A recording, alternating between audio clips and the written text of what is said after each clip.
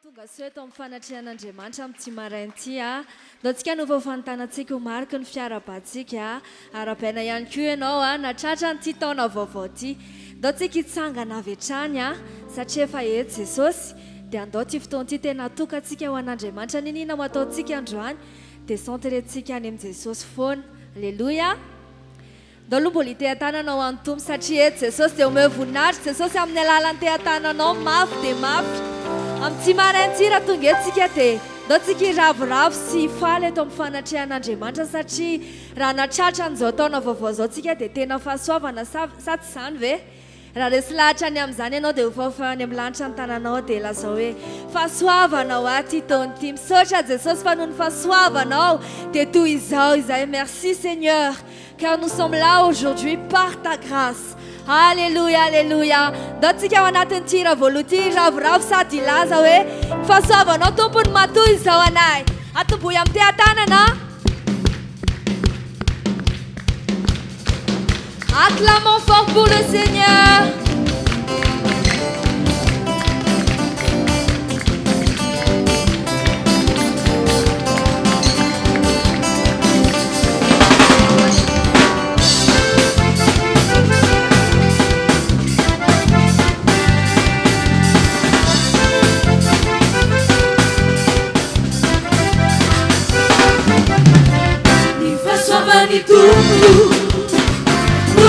Zawanai ni família puri marcha manda kizara façoava ni tudo una tu zawanai ni família puri marcha manda kizara salma tungana ifani salma tungana idel salma tungana yani salma tungana alubu aziz salma tungana ifani salma tungana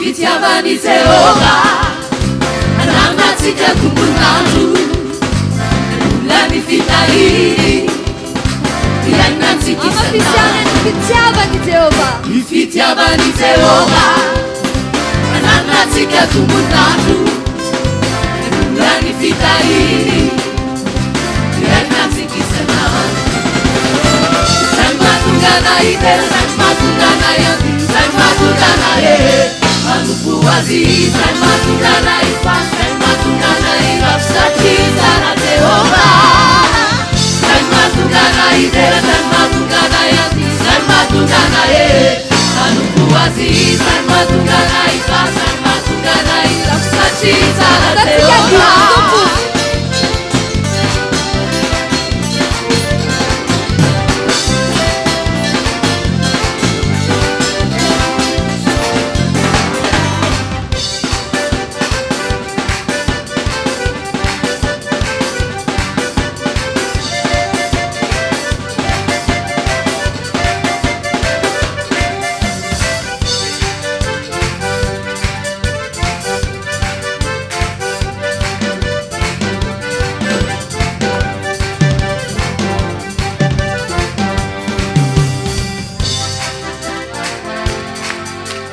Acclamons fort pour Jésus.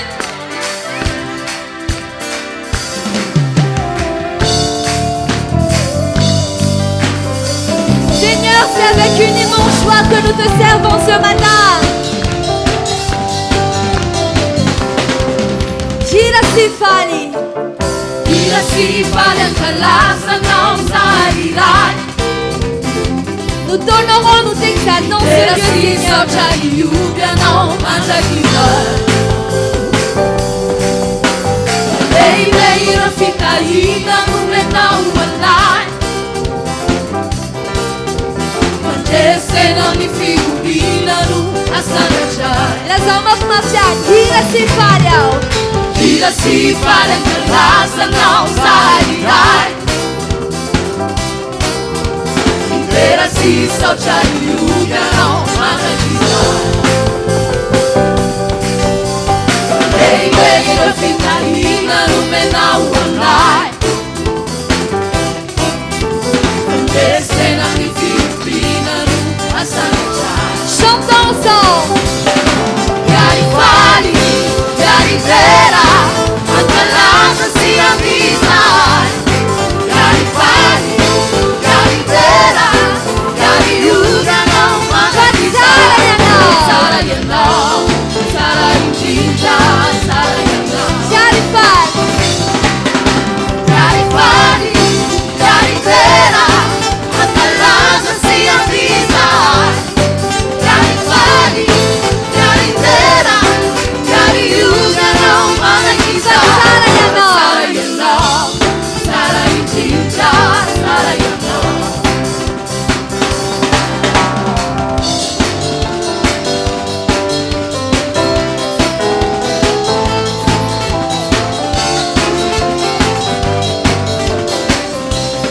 Ira si falham. Ira si fare che l'asa non sai di dai Assangiato un ferno de Miramar Ira Ponce. si so c'è yuga no mana chi mai Lei ro fitarina non me nau mai Quando se na mi Filipina no asana Algo para blancha della notte la sua Yari fali. Yari fali, yari vera, anche l'altra si avvisa. Yari fali, yari vera, yari yuga no magari Sara ya no.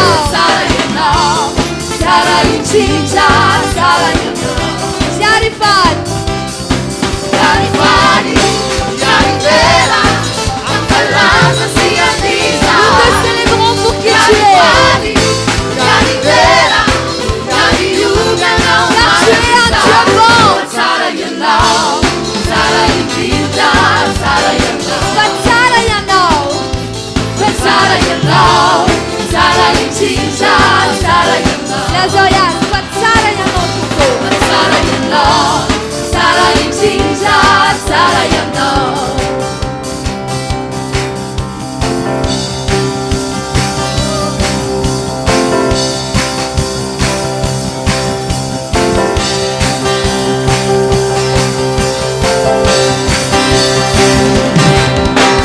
Sara di tu, Sara di tu, Sana,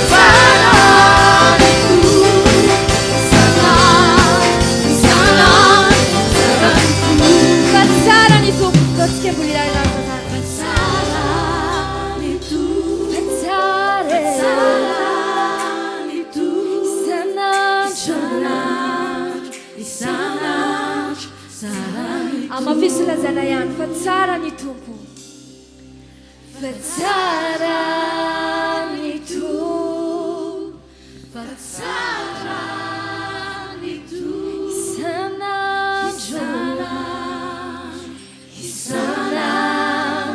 tsara ny tompo Alléluia tu es si bon vers nous Seigneur oh ta grâce nous suffit tsara aminay ianao dia androany izay te hilaza hoe Andriamanitra tsara ianao mpanao tsara ianao ary tsy misy mitovy aminao tompo iza moa tahaka anao androany tianay dia raina ilay tompony fahatsarany fa tsara loatra ianao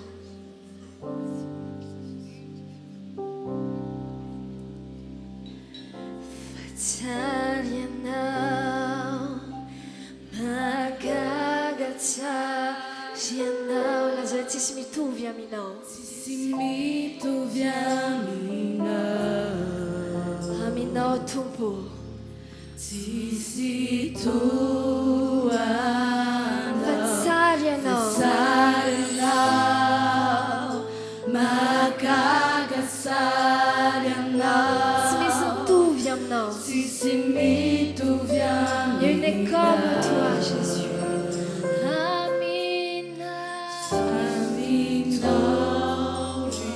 fa tsara ianao magaga tsara ianao tsy misy mitovy aminao oh Dieu son rival incomparable tsisy oh fa tsara ianao tsara ianao magaga tsara ianao tsisy tsisy mitovy aminao tsisy toana zayo tsisy toana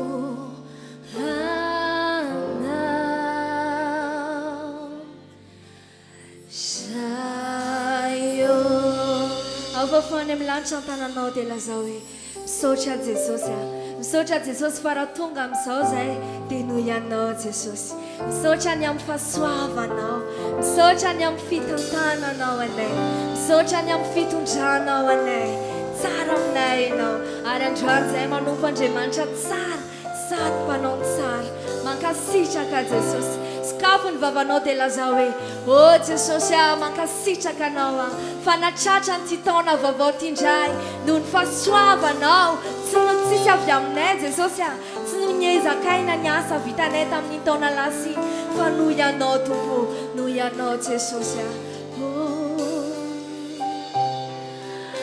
te remercions de tout notre cœur mankasitraka Jesosy mankasitraka tompo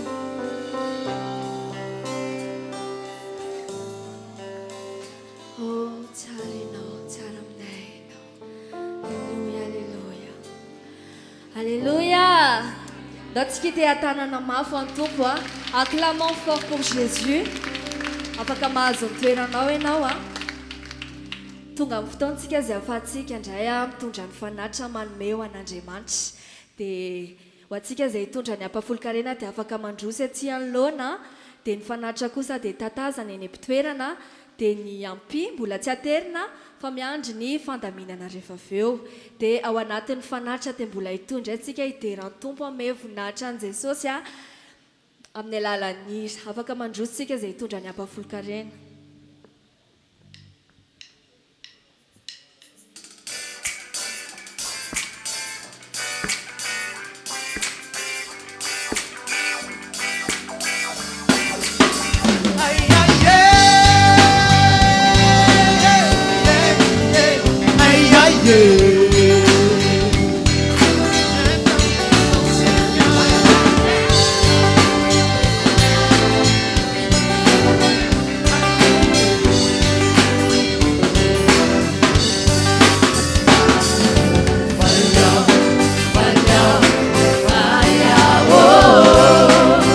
Falha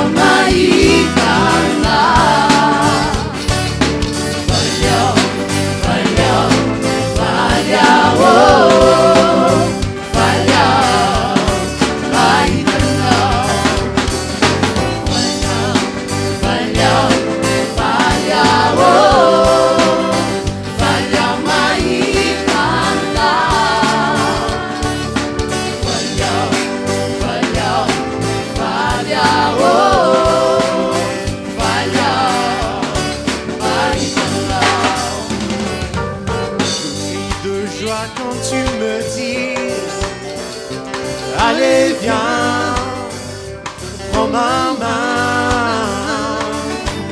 Allons, allons dans la maison du Seigneur, dans la maison du Seigneur. Oh, car le Seigneur est au rendez-vous. Oui, le Seigneur est au milieu de nous. Emmanuel dans son amour immense, entrons dans sa présence, faisons sa connaissance, chantons ses louanges avec tous les anges pour le célébrer. Valia, Valia, Valia, oh, Valia Maïtana. Valia, Valia, Valia, oh, Valia Maïtana. Valia, ouais, Valia, Valia, Valia, oh, Valia Maïtana. Valia, Valia, Valia, oh, Valia Maïtana. Je crie de joie quand tu me dis que tous mes amis, toute ma famille, mes amis sont réunis dans la maison du Seigneur, dans la maison du Seigneur. Oh, ensemble, nous prions notre Père, ensemble, recevons sa lumière, unis autour de son nom, pour recevoir ses dons, toutes ses bénédictions. J'ouvre grand mon cœur, j'accueille le Seigneur, c'est le bonheur. Valia, Valia, Valia, oh, Valia Maïtana. Valia, Valia, Valia, oh, Valia Maïtana. Valia, Valia, Valia, Valia, oh, Valia Maïtana. Lomba yalilaza mtakiara kamrai. Valia, Valia, Valia, oh, Valia Maïtana. Aïe, aïe, aïe, aïe, aïe,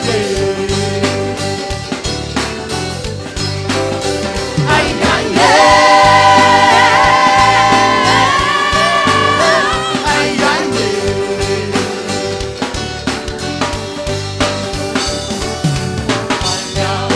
Valia, Valia, oh, Valia Maïtana. Valia, Valia, Valia, oh, Valia Maïtana. Chantons ensemble. Valia. Valia, Valia, Valia, oh, Valia Maïtana. Valia, Valia, Valia, oh, Valia Maïtana. Valia, Valia, Valia, Valia, Valia, Valia, Valia, ouais. Valia, oh, Valia, Valia, Valia, Valia, Valia, Valia, Valia, ouais. Valia, oh. Natsika ome voninahitra ny Jesosy amin'ny alalan'ny tehan-tanana dia ao anatin'izany raisitsika ny mpanompon'Andriamanitra azajana ny tehan-tananao matoy izy.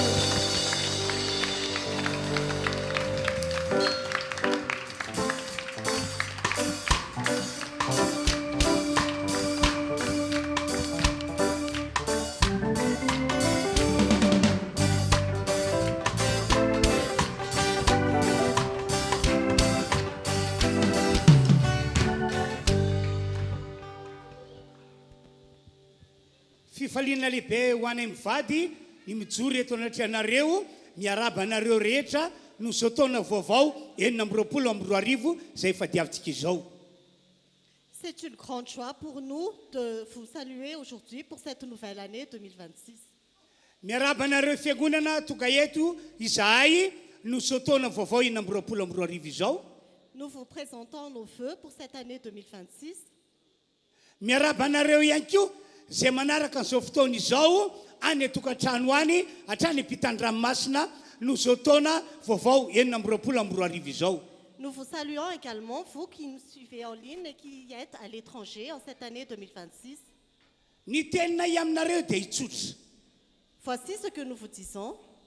Araka ny fanapanatenainay anareo dia hitondratsodrano anareo zahay. Comme nous vous l'avons déjà promis, nous allons vous annoncer des bénédictions. Hamotsitra teny ho anareo zahay. Nous allons relâcher des paroles pour vous. Ka zany tsodrano entinay ho anareo zany ho tanteraka aminareo amin'ny taona 2024 ity. Et ces bénédictions que nous allons proclamer se réaliseront dans votre vie pour cette année 2026. Zany tokoa ane no iantoko fiainantsika mandritra ny taona ray manontolo. Cela va garantir notre vie pendant toute l'année. Ny voninahitra ane ho an'Andriamanitra irery any. Que la gloire revienne à Dieu seul. Ary amin'izao fotoana izao dia efa iomakominy isika andre ny tenin'Andriamanitra. Maintenant, nous allons nous préparer à recevoir la parole de Dieu. Ny tenin'Andriamanitra zay entinay amin'ny androandroany ity. La parole de Dieu que nous allons vous annoncer. Dia hanomana ny fo amam-panatsika mba handray ny fahatantaran-tsodrano. Va préparer notre cœur et notre pensée à recevoir les bénédictions. Kanefa ihany koa mitaonantsika rehetra manomboka amin'ity taona ity olona tia mitsodrano. Et je vous invite tous aussi pour cette année à recevoir la bénédiction, Ho tia mamototra tenim-pahasoavana. à aimer proclamer des paroles de grâce, Fa izany no hitondra fahasoavana lehibe ho antsika mandritra ty taona ity. parce que c'est cela qui va nous donner beaucoup de bénédictions pour cette année. Fisaorantsika an'Andriamanitra dia andao hiteka mafy ho an'Andriamanitra isika. Pour remercier Dieu, acclamons le Seigneur. Hivavaka isika amin'izao fotoana izao ametraka ny hafatra zay entiny eto androany. Nous allons maintenant prier et remettre ce message dans les mains de Dieu. Mangataka azy isika hivavaka avy hatrany amin'ny teny frantsay. Nous allons maintenant prier au nom de Jésus. Seigneur Jésus, nous te remercions pour ce moment où nous allons entendre ton message. Merci pour ta présence au milieu de nous. Merci parce que ta parole est vivante et puissante et nous te demandons d'enlever toute peur, toute distraction, toute résistance intérieure. Saint-Esprit, ouvre nos oreilles pour entendre ta voix. Ouvre nos cœurs pour recevoir ce que tu veux déposer en nous aujourd'hui. Saint-Esprit, conduis ce moment. Inspire la parole qui sera annoncée et que cette prédication nous transforme et nous rapproche davantage de toi. Merci Seigneur, nous t'exaltons et te glorifions au nom de Jésus-Christ. Amen. Dia mialoha ny tondrako tenin'Andriamanitra dia mety manana teny foy ambara izy.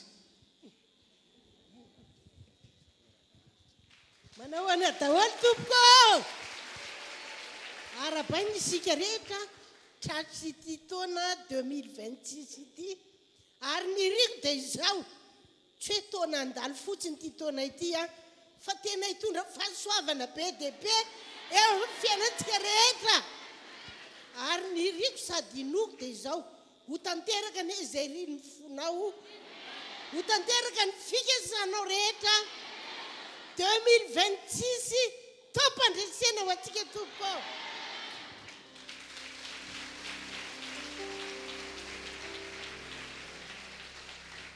Ny lohatenin'ny hafatra entina ho antsika amin'izao taona vaovao zao dia ity ary eno tsara. Le message d'aujourd'hui concerne ce thème, écoutez bien. Aza matahotra ny amositra tenim-pahasoavana ny vavanao. N'aie pas peur de relâcher des paroles de bénédiction par ta Averiko indray bouche. hoe aza matahotra ny amotsitra tenim-pahasoavana ny vavanao. Je répète encore, n'aie pas peur de proclamer des paroles de bénédiction par ta bouche. Manentana antsika rehetra ho amin'izany aho satria olon'Andriamanitra isika rehetra tonga eto. Je vous invite tous à cela parce que nous sommes tous le peuple de Dieu, nous tous qui sommes ici. olon jesosy ihany koa no ilazana antsika rehetra tonga eto. Nous sommes tous aussi le peuple de Jésus. Ary araka voalaza baiboly ny fanan'Andriamanitra no efa mitoetra ato anatsika. Et comme la Bible le dit, c'est l'Esprit de Dieu qui habite en nous.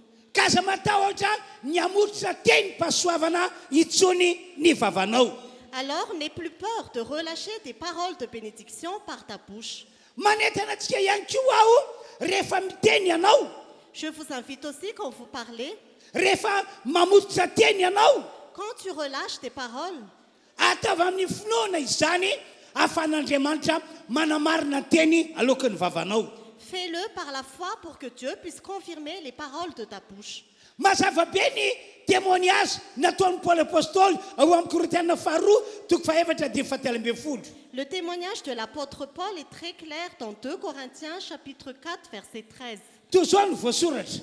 Voici ce qui est écrit. Ary satria manana izany fanany finoana izany indrindra izahay, araka ny voasoratra hoe nino aho ka dia niteny, dia mino koa izahay ka miteny. Et comme nous avons le même esprit de foi que celui exprimé dans cette parole de l'Écriture, j'ai cru, c'est pourquoi j'ai parlé, nous aussi nous croyons et c'est pour cela que nous parlons. Paul apôstôly araka ny voasoratra io dia nanana ny fanany finoana tao anatiny izy. L'apôtre Paul, selon ce qui est écrit, il avait l'esprit de foi en lui. Tena tao aminy ny finoana. La foi était vraiment en lui. Fa ny teny alohan'ny vavany dia ho amarin'Andriamanitra. Et les paroles de sa bouche, Dieu l'ont confirmé. Zay natonga azy ny tena ny teny io hoe nino izahay ka dia miteny. C'est pourquoi il a dit, nous avons cru, c'est pourquoi nous avons parlé. Noho izany manomboka amin'ity andro androany ity, C'est pourquoi dorénavant, amin'izao taona 2024 izao, en cette année 2026, na isika tonga manarika ity fotoana ity, que nous tous qui soyons ici, na ianareo izay manaraka izao fotoana izao en ligne, ou vous tous qui assistez au culte en ligne, manomboka androany ho iaho dorénavant, ho antsika fiangonana rehetra, pour toute l'Église, aza matahotra ny amototra teny pasoavana itsony ny vavanao. n'aie plus peur de relâcher des paroles de bénédiction par ta bouche. Ary rehefa mamototra teny ianao dia ataovy amin'ny finoana izany ahafahan'Andriamanitra manamarina an'ilay teny eo amin'ireo olona izay amitsorana ho teny. Et quand tu proclames tes paroles, fais-le par la foi pour que Dieu puisse accomplir ses paroles. Androany zao Par exemple, aujourd'hui, itsoreto izay mivady, nous sommes ici, moi et mon époux, itsodrano anareo fiangonana, pour vous donner des bénédictions, amototra teny ho anareo fiangonana. pour relâcher des paroles pour l'Église. Mino izahay fa ho amarin'Andriamanitra zany tsodrano sy teny avototra izany. Nous avons la foi que Dieu va confirmer ces paroles de bénédiction que nous allons relâcher. Ary antoka ny fiainanareo mandritra ty taona 2024 ity. Et cela va garantir votre année 2026. Tsy zany matsy fa raha taka manokana dia mino an'ilay teny nampitondrian'Andriamanitra ny Isaia mpaminany aho. Parce que moi, personnellement, je crois la parole que Dieu a donnée au prophète Ésaïe. Nampitondra hafatra ny Isaia mpaminany matsy Andriamanitra ao amin'ny Isaia 44:26. Parce que Dieu a dit au prophète Ésaïe, dans Ésaïe 44, 26, Hoy mihitsy ny tompon'Andriamanitra hoe matoa ny tenin'ny mpanompoka aho ary matateraka ny saina tolotry ny irako. la parole de Dieu dit, je confirme la parole de mon serviteur et je mets à exécution les décisions annoncées par mes messagers. Zany hoe Andriamanitra tena dia mampanantena fa ny teny avotsitra ho anareo nantsodrano ataonay ho anareo avy any an-danitra Andriamanitra manoha an'izany teny zany. C'est-à-dire que Dieu nous promet que les paroles que nous allons relâcher pour vous et les bénédictions que nous allons proclamer, Dieu va les réaliser du ciel. Dikan'ilay teny dia hoe tsy maintsy tanteraka aminareo ny tsodrano na ny teny ambaran'ny mpanompoko. Cela signifie que les paroles de bénédiction relâchées par le serviteur de Dieu vont se réaliser forcément. Satria efa fanaon'Andriamanitra tamin'ny ela ny mampiasa teny amin'ny alalan'ny vavany. Parce que Dieu l'a fait depuis toujours, il utilise la parole à travers sa bouche. Ino zao fanazavana ataoko zao ilazako aminareo fa natao amotsitra teny pasoavana isika manomboka amin'ity taona ity. Écoutez cette explication que je vais vous donner pour vous expliquer que nous devons proclamer des paroles de bénédiction pour cette année. Hojerentsika ny momba an'Andriamanitra ray. Nous allons écouter ce qui concerne Dieu le Père. Ovakena Genesis toko voalohany andiny voalohany ka hatramin'ny andininy fahavalo. Nous allons lire Genèse chapitre 1, versets 1 à 8. Toy izao ny voasoratra. Tamin'ny voalohany Andriamanitra nahary ny lanitra sy ny tany. Ary ny tany dia tsy nisy endrika sady foana. Ary aiza no tambony lalina. Ary ny fanan'Andriamanitra nanomba tambony rano. Ary Andriamanitra nanao hoe misy mazava dia nisy ny mazava. Ary hitan'Andriamanitra fa tsara ny mazava ary nampisaran'Andriamanitra ny mazava sy ny maizina. Ary Andriamanitra nanao ny mazava hoe andro ary ny maizina nataony hoe alina. Dia nisy hariva ary nisy maraina andro voalohany izany. Ary Andriamanitra nanao hoe misy ebakabaka eo anelanelan'ny rano ary eo ka mpisaraka ny rano amin'ny rano izy. Ary Andriamanitra nanao ebakabaka ka nampisaraka ny rano ambanin'ny abakabaka tamin'ny rano ambony abakabaka dia nisy izany. Ary Andriamanitra nanao ny abakabaka hoe lanitra dia nisy hariva ary nisy maraina andro faharoa izany. Au commencement, Dieu créa le ciel et la terre. La terre n'était que chaos et vide. Il y avait des ténèbres à la surface de l'abîme et l'Esprit de Dieu planait au-dessus de l'eau. Dieu dit qu'il y ait de la lumière et il y eut de la lumière. Dieu vit que la lumière était bonne et il sépara la lumière des ténèbres. Dieu appela la lumière jour et les ténèbres nuit. Il y eut un soir et il y eut un matin. Ce fut le premier jour. Dieu dit qu'il y ait une étendue entre les eaux pour les séparer les unes des autres. Dieu fit l'étendue et sépara ainsi l'eau qui est au-dessous de l'étendue de celle qui est au-dessus. Cela se passa ainsi. Dieu appela l'étendue ciel. Il y eut un soir et il y eut un matin. Ce fut le deuxième jour.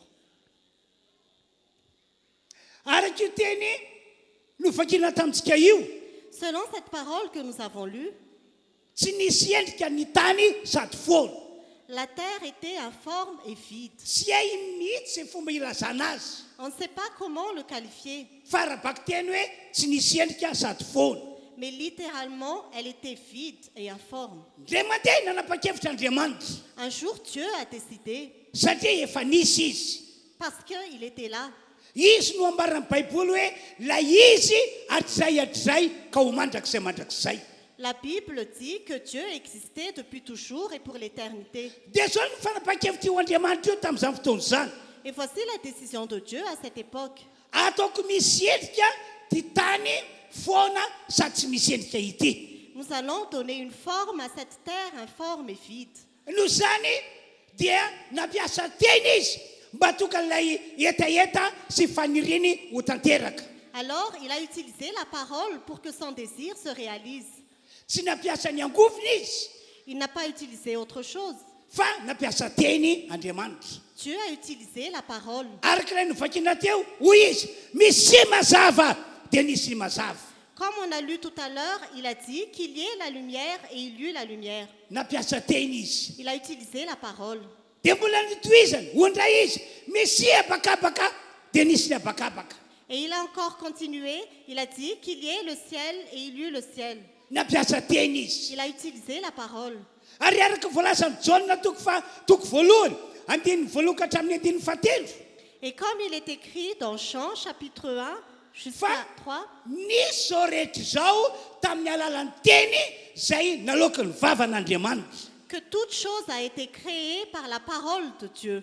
Andoka efa-kitsika avy hatrany toko voalohany andininy fahatelo. Nous allons lire Jean chapitre 1 versets 1 à 3.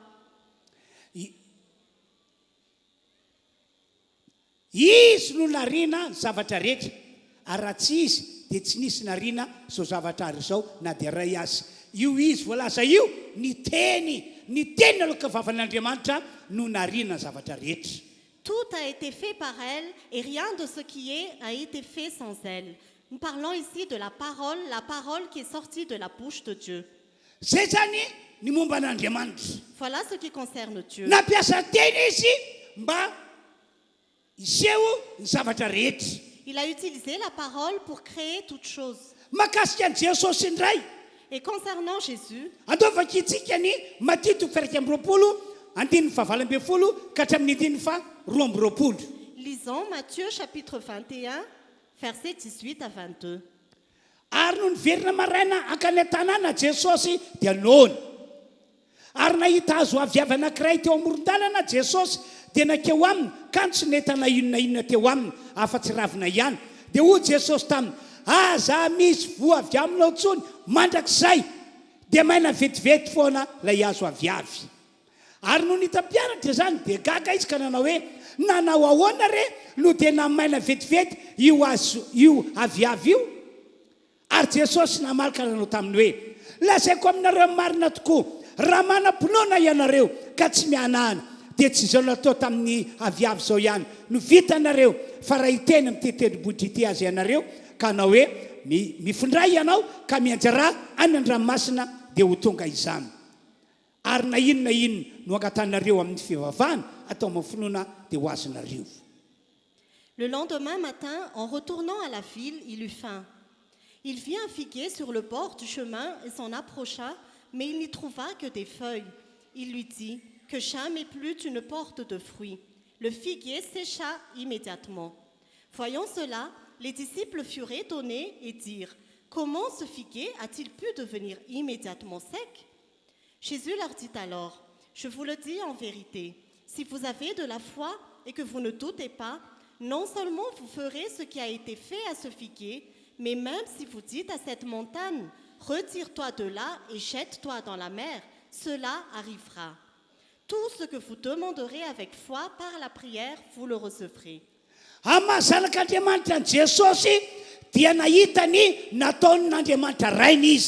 En tant que fils de Dieu, Jésus a vu ce que Dieu le Père a fait.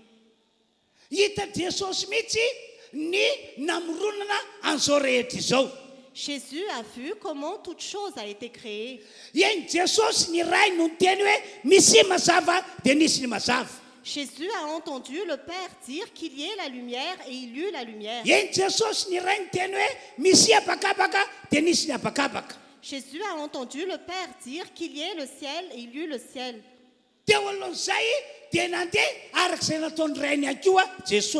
Alors Jésus a marché comme son Père a fait. Un jour, quand Jésus et ses disciples ont fait une mission, ils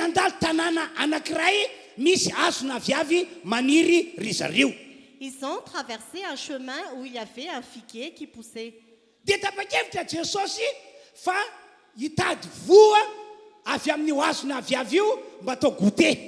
Et Jésus cherchait des fruits de ce figuier pour en faire un goûter.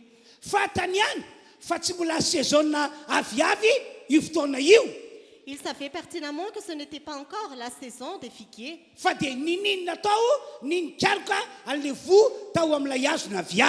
Mais il a quand même cherché des fruits sur le figuier.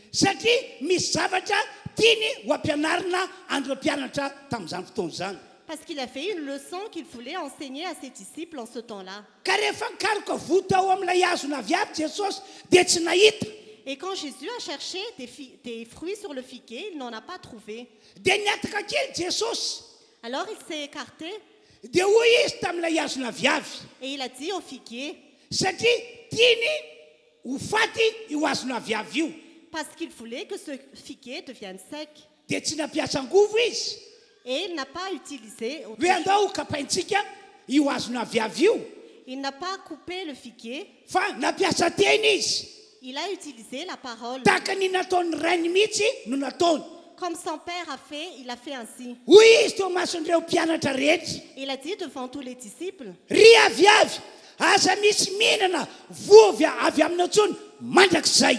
figuier, que tu ne portes plus jamais de fruits. Après cela, les disciples étaient étonnés. Parce que immédiatement le figuier devint sec. Il n'y avait plus rien jusqu'au bout. C'était comme un figuier où il y avait la foudre qui est tombée dessus. dia gaga tokoa ireo mpianatra tamin'izany fotoana zany Et les disciples étaient très étonnés à cette époque. satria hoe amin'ny alalan'ny teny fotsiny dia maty sy maina lay azo naviavy. Parce que c'est seulement à travers la parole que le figuier devint sec. Teo alohan'izany dia todika tamin'ireo mpianatra Jesosy. Alors Jésus s'est retourné vers les disciples. Nampianatra an'ireo mpianatra Jesosy. Jésus les a enseignés. Dia hoy Jesosy hoe tamin'ireo mpianatra, Jésus a dit aux disciples, raha misy zavatra tianareo ho tanteraka si vous voulez que quelque chose se réalise, dia afaka mampiasa teny ihany koa ianareo. vous pouvez aussi utiliser la parole. Afaka mampiasa teny tahaka izay nataoko teo ianareo. Vous pouvez utiliser la parole comme je l'ai fait tout à l'heure. Fa izany no efa nataony ray. C'est ce que mon Père a déjà Dia fait. mahasalak'Andriamanitra dia nataoko ihany koa. Et en tant que fils de Dieu, je l'ai fait aussi. Ry havana malala izay manarika ity fotoana ity. Bien-aimés qui assistaient à ce culte, Mazava ny fanazavana nataony Jesosy. l'explication de Jésus est claire.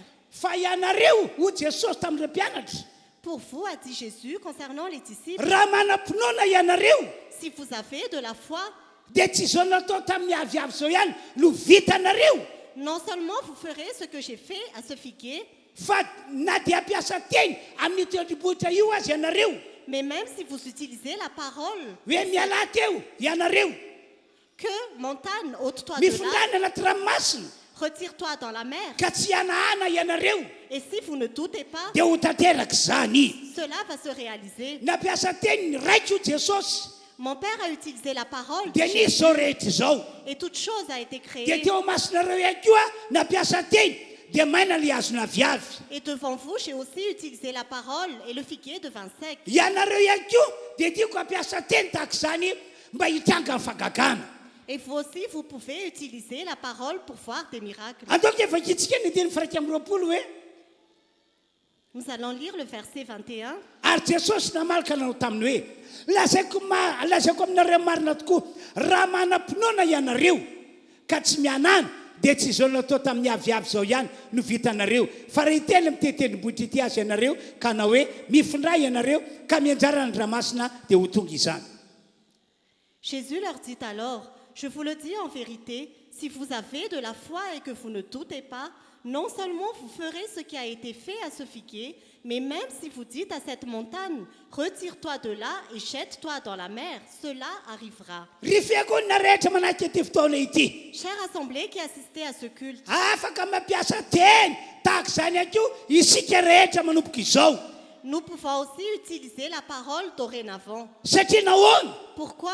Satria efa zanak'Andriamanitra tahaka an'i Jesosy isika. Parce que nous sommes enfants de Dieu comme Jésus. Efa no hamarin'Andriamanitra ny mahazanak'Andriamanitra atsika. Dieu a déjà confirmé que nous sommes enfants de Dieu. Zay rehetra nino a Jesosy, nandray a Jesosy ary manana Jesosy dia natsakan'Andriamanitra ho zanak'Andriamanitra. Tous ceux qui ont reçu Jésus, qui ont cru en Jésus, ont été adoptés comme enfants de Dieu.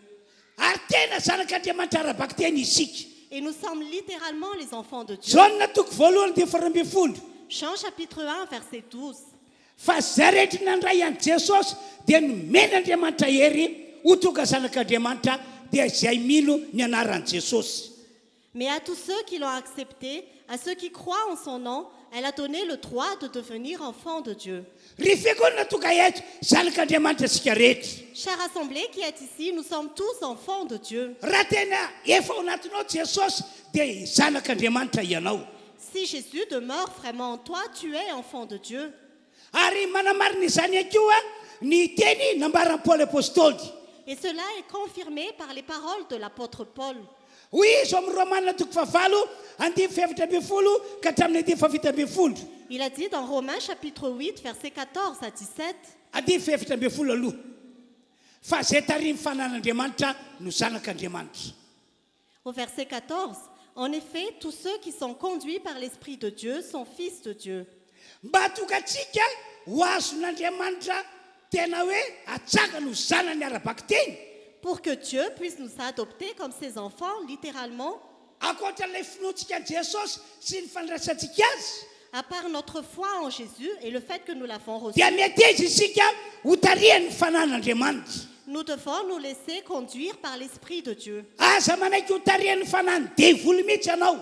Ne te laisse pas conduire par l'esprit du diable. Aza manaiky ho tarihan'ny sainao manokana ianao.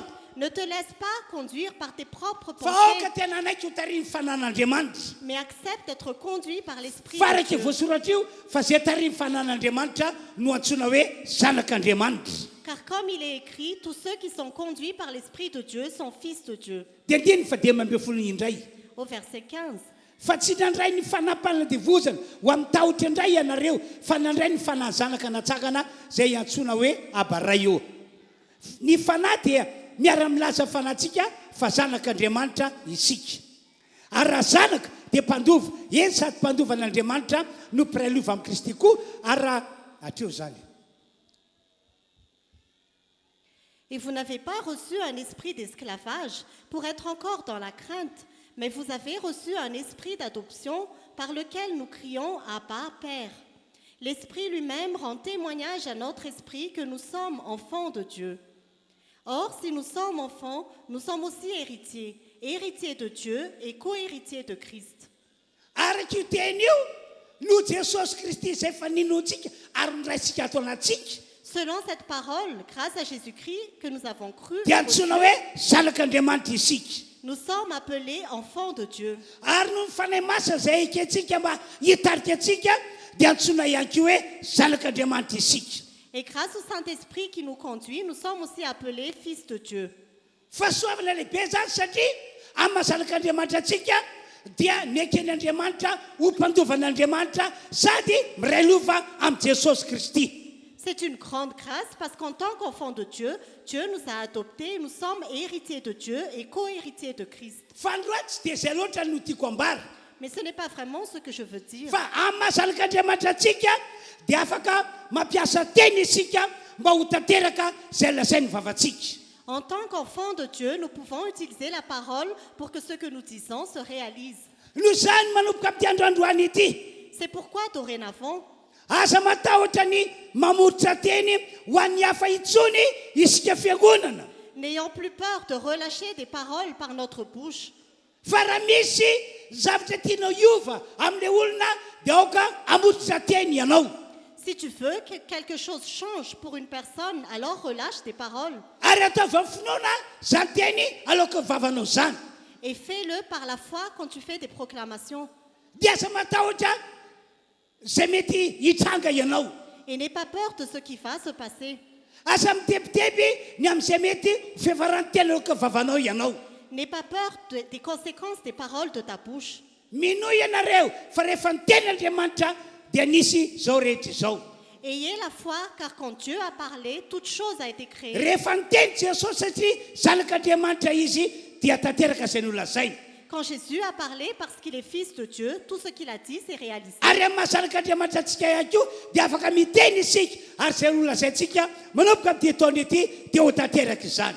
Et en tant qu'enfants de Dieu, nous pouvons aussi proclamer des paroles et tout cela va se réaliser pour cette année. Asa manaiky ampitahoriny devoly anao hoe aiza zay teny tanteraka eo. N'accepte pas que le diable te trompe en disant où sont les paroles qui se réalisent. Tsaratsara kokoa aza raha manana agenda ianao dia soloato amin'ny agendanao a ny teny zay nambaranao tamin'ny vadinao na ny teny zay nambaranao tamin'ny zanakao na ny teny zay nambaranao tamin'ny olona. Si tu as un agenda, écris dans l'agenda les paroles que tu as proclamées sur ton épouse ou sur tes enfants ou sur les personnes. Fa tsy dilatra ity taona ity fa zay notonoa ny vavanao ary nosoratanao an-tsoratra dia ho tanteraka zato isan-jato. Et avant la fin de cette année, tout ce que tu as prononcé et écrit dans cet agenda vont se réaliser à 100%. Zany no ato matokanay a tapa-kevitra amin'ity fiandohan'ny taona ity fa hitsodrano anareo zahay. C'est pourquoi nous avons décidé en ce début d'année de vous proclamer des paroles de bénédiction. Ary hamotsitra teny ho anareo zahay. Nous allons relâcher des paroles pour vous. Ko amin'ny anaran'i Jesosy nitsodrano na ny teny avotsitray ho tanteraka aminareo amin'ity taona ity. Au nom de Jésus, toutes les bénédictions vont se réaliser dans votre vie. Fa melony ny amaranako ny afatra Écoutez bien ce message. ho fahitanteraka ny fomba fampona ho an'Andriamanitra. Changez votre façon de servir Dieu. Manapa-hevitra hanova ny fomba famponao ianao. décide de changer ta façon de servir Dieu. azasiana fombafomba itsony ny fanomponao Qu'il n'y ait pas de routine ou d'habitude, isan'andro manokana fotoana anaovana vavaka mandoalika ianao mais chaque jour, consacre du temps pour la prière en t'agenouillant. isan'andro ataovy tsara ny fifandraisanao amin'Andriamanitra Chaque jour, aie une bonne communion avec Dieu.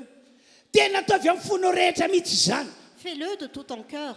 fa ho hitanao fa hoe ho aminao ny tanan'Andriamanitra Et tu verras que Dieu va agir. ka amin'ny fotoan'andro zay amitsoranao teny Et quand tu vas relâcher des paroles, dia efa hiasa amin'ilay olona na mitsoranao teny ny herin'Andriamanitra la puissance de Dieu va déjà agir sur les personnes à qui tu as relâché ka tes dia ho paroles. tanteraka izany Et cela va se réaliser. hivavakantsika amin'izao fotoana izao Nous allons maintenant prier. hivavakantsika amin'izao fotoana izao Nous allons maintenant prier. apetrao ny fonareo ny tananareo Mets ta main sur le cœur. ry tompoandriamanitra rana io Père céleste, ry ilay izy hatrizay hatrizay ko mandrakizay toi qui étais hier, aujourd'hui et éternellement, amin'ity androandroany ity aujourd'hui, hijo reto izahay mivady nous nous tenons ici, moi et mon épouse, hitsodrano ny olona rehetra pour proclamer des bénédictions sur tout amotitra le monde, teny ihany koa pour relâcher des paroles. misy zahay fa ho amarinanao sy ataonao tanteraka izany androany Nous avons foi que tu vas réaliser cela aujourd'hui. ary tsy misy fanaratsy masakana izany tsy ho tanteraka Et cela va se réaliser forcément. ataovy mino ny olona rehetra tompo Que tout le monde ait la foi, Seigneur. ataovy tena manam-pinoana ny rehetra Fais que tout le monde ait la foi. amin'ny anaran'i Jesosy Au nom de Jésus. misaotra Andriamanitra Merci au Dieu. halleluia Alléluia. amen Amen. ny voninahitra ny eo an'Andriamanitra irery any Que la gloire revienne à Dieu seul. dia avy hatrany a dia ho raintsika ireo namana tompony andraikitra anoho ny fotoana Et nous allons continuer par le programme suivant.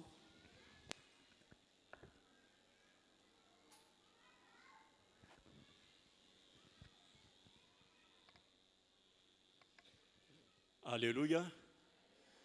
Dia faly miarabantsika rehetra amin'ny anaran'i Jesosy izay mirahalahy sy mijoro manatrika etona amin'izao fotoana izao. Androany moa dia tonga ny fotoana lehibe izay efa mifanomezantsika fiangonana eto Androdrakely miditra amin'ny valo izao. Satria androany tsika dia misaotra sy amin'ny voninahitra an'Andriamanitra no fahatratrarana ny taona 2024 manaraka izany ihany koa dia irasoa sy vavaka ho fanajana ny reto ray aman-drenitsika izay miandraikitra ny vatana an'izao fiangonana Androdrakely izao indrindra fa miandraikitra ny ara-panahintsika izay hiditra ny fiainana mandrakizay. Amen. Amen. Noho izany indrindra dia araka ny fomba ao anatin'ny Baiboly araka ny voalazan'ny ten'Andriamanitra dia nantanteraka ten'Andriamanitra ray tsika androany. Inona moa io ten'Andriamanitra io tsy inona akory izany fa alohan'ny tsofany Isaka rano an'ireo zanany dia nasaona no manampy aloha izy ireo mba ho marika anankiray hoe mba hisy lanjany eo amin'ny fiainan'ny zanany ny tsodrano izay atao eo amin'ireo zanan'ireo. Androany koa tsika araka izay efa nanetanantsika nandritra ny ray volana maherikely eo zay nefa nanetantsika izahay mba natanteraka izany etsika androany. Mino avy efa samy niomana daholo tsika rehetrarehetra. Ataovy eo ny tanan'izay efa niomana. Ataovy izao ny tanan'izay efa niomana. Be dia be ny tsy manangana. Tsy niomana ve reny? Izao ho an'ilay efa niomana izany. Dia rehefa mandeha mifanentanana rehefa avy eo dia mandroso etỳ anoloantsika. Ianao kosa nefa sambany androany ny tonga eto. Mety tsy nanomana mihitsy ianao. Arak'izay ten'Andriamanitra izay nambara taminao izay fa ara-Baiboly no tanterahantsika eto dia izao. Miazanao mitsangana eo amin'ny toerana misy ianao. Ataovy izay andromanao an'izany tsodrano izany. Satria zava-dehibe loatra hiantoka ny fiainantsika mandritra ny 2024 ity izany tsodrano izany. Ka hoy aminao mety tsy nomana mihitsy ianao kanefa misy azony tanànao atao ihany any am-paosinao any anaty poketranao any dia mitsangana ianao. Aza isy ba mihitsy isizon'ilay mipetraka eo rehefa avy eo fa rehefa mitsangana ny avy anarina mankaty anoloana tsika rehetrarehetra miara-mitsangana daholo. Amen ve sa tsy amen? Ekena sa tsy ekeny? Noho izany zany dia hitsangantsika amin'izao fotoana izao satria mandeha ny fotoanantsika dia ny avy any ariana zany no mitsangana meloha makaty an'loana dia ianareo avy ato amin'ny akavanana ato zany a mandroso ianareo dia miverina makary ianareo avy ato amin'ny akafiana eto a mandroso ianareo dia miverina makary zany tsy misy olona miverina mihitsy zany a amin'iny couloir ampovoany iny a fa ty amin'ny andaniny sy ny andaniny dolo dia noho ny mahafety mifety zany a dia misy ireo mpandiha ankalazany zany fety zany fanajantsika andreo mpanompon'Andriamanitra fahavezantsika voninahitra an'Andriamanitra dia ampandrosotsika avy hatrany izy ireo zany tompoko izany.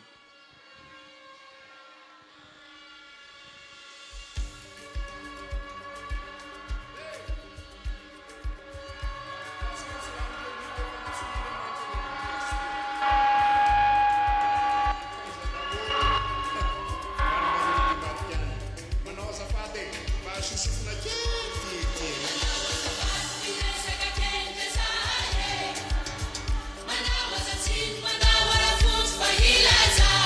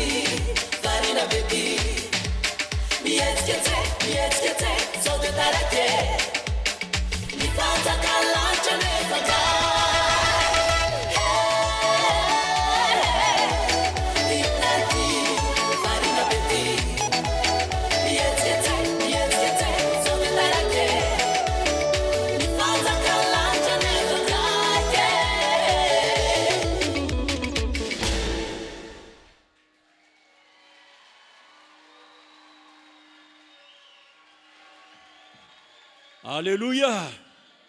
Alléluia. Dia isoratsika an'Andriamanitra lehibe zay a, nahafatsika nateraka an'izay a, dingana izay nataontsika izay. Amin'izao fotoana izao a, dia horaisitsika mpanajany ireo ray aman-drenitsika.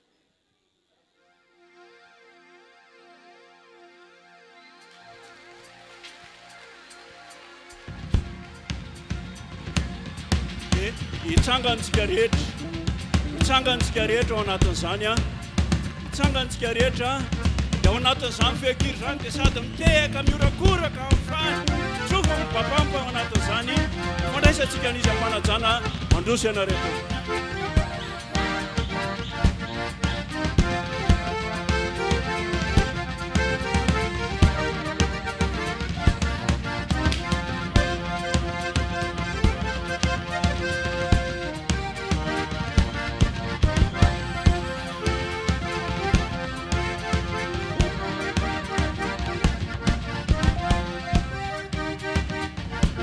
Rahatsika orakoraka ao anatin'izany rehetrarehetra izany dia sotratsika any hoe fahafarotsika ao anatin'izany rehetrarehetra izany fandraisantsika rehetra ray aman-drenitsika reto.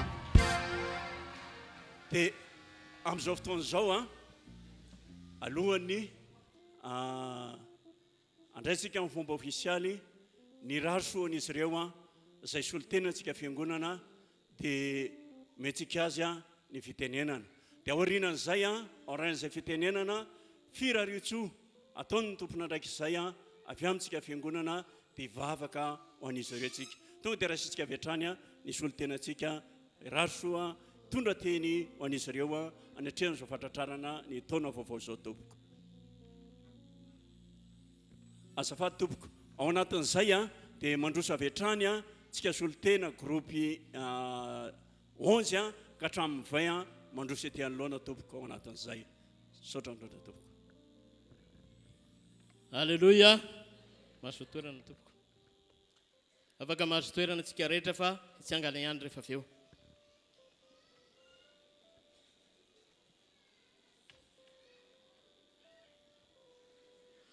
Alléluia.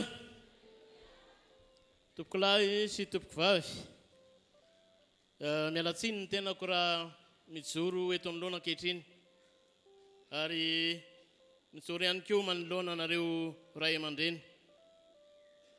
Mijoro ety anoloana isolo tenantsika fiangonana amin'ity andron'io ity. Satria andro lehibe loatra ho antsika ity andro androany fa 4 ny volana janoary amin'izao fidirana amin'ny 9 izao. Dia mialatsiny ho iara hitondra teny fohy eto ny tenako ankehitriny. Tsy zoky ny fazandrana, tsy ray ny fazanana. Dia izany no hitondrana ny fialatsiny. Tsy sanatria akory ka hoe zaho no tena tapitrohatra na tena mahay miteny fa teny nomena mety mahasolanga. Dia izany no ialana ny tsiny, ialana ny fondro tompoko lahy sy tompoko vavy. Manaraka izay dia mialatsiny ihany koa ny tenako anareo zoko mahazandry, ianareo ray mahazanaka, indrindra ianareo vehivavy kitapon'ny finosana. Mijoro etona izahay misolo tena antsika rehetra ary indrindra mijoro manoloana anareo ray aman-dreny ankehitriny. Hitondra teny fiarabana, hitondra teny firarian-tsoa satria amin'ny tontaona toy izao dia fomba mampanao tsy misy mahadiso ary ara-baibolika dia izany no hijoroana etona tompoko. Miaraba antsika rehetra tratry ny taona, miaraba anareo tratry ny taona ray aman-dreny. Salanitra tompoko lahy, salanitra tompoko vavy.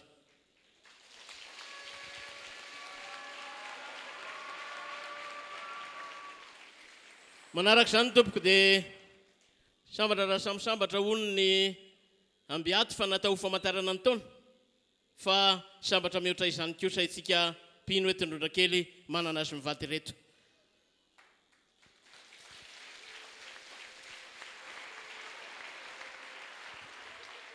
Tompoko lahy sy tompoko vavy atsaina isany tonga tokoa ity ny tontaona ny taona 2020. Izay sorantsika an'Andriamanitra satria mbola nomeny tombonandro isika, mbola nomeny fahavelomana indrindra izy mivady rehetra. Izay iray aman-drenitsika dia isorantsika Andriamanitra pahara nanome izany tombonandro izany ary dia tsy mananjo itsotrano ny tenako fa kosa mananteny ho firarian-tsoa amin'ity androany ity. Ka hoy izay ankehitriny hoe angidy lavitry ny fatene ianareo, omen'Andriamanitra fahaela velona, tafian'Andriamanitra tanjaka sy hery ary mbola ahity nylay Andriamanitra mahery aminareo aneny fanosorana mahery vaika, mbola nisorana anareo indray mba azonareo mbola manantanteraka reo adidy manandraikitra, indrindra mbola manatotosa izay efa niantsony sy nifidianany anareo. Manaraka izany koa tompoko dia tsy haina koa ny tsirarisoa anareo satria fantatray ireo adidy manandraikitra maro iantsoroa anareo. Ka dia hoy izahay hoe ny andro ny lanitra tsy nitsiro ny tany ene no amenona anareo hanatotosana izany adidy manandraikitra izany. Ary dia ilay fanahy masina mandrakariva no anolo-tsaina anareo, anolo-tsaina izy, anisy taridalana, anisy toromarika ary indrindrandrindra hitantanareo amin'ny tanakavanany famarinany. Androsoa anoloanareo mandrakariva izy, andravina ny kitotoana rehetra ary anapatapaka ny vavady varana sy nidive rehetra ary dia omanareo amin'ny tanakavanany famarinana izy ka oloalalana sy fotolananareo amin'ny alainareo rehetra. Etem-pamaranana sahady tompoko ny teny fohy izay hoentina etona dia hoy izahay hoe alohan'ny andraisanay ny tsotrano dia ndreto izahay fiangonana zanakareo, ndreto izahay fiangonana izay tandremanareo, ndreto ny mpiara-miasa rehetra mitondra izay vokatry ny fonay tokoa ho atolotra ianareo amin'izao tontaona izao. Ka dia raiso mpitiavana tompoko satria atolotra iampitiavana ary ho famaranako ny teniko dia hoy izahay hoe tsofirano izay tata, tsofirano izay roneny. Misaotra tompoko lahy, makasitraka tompoko vavy.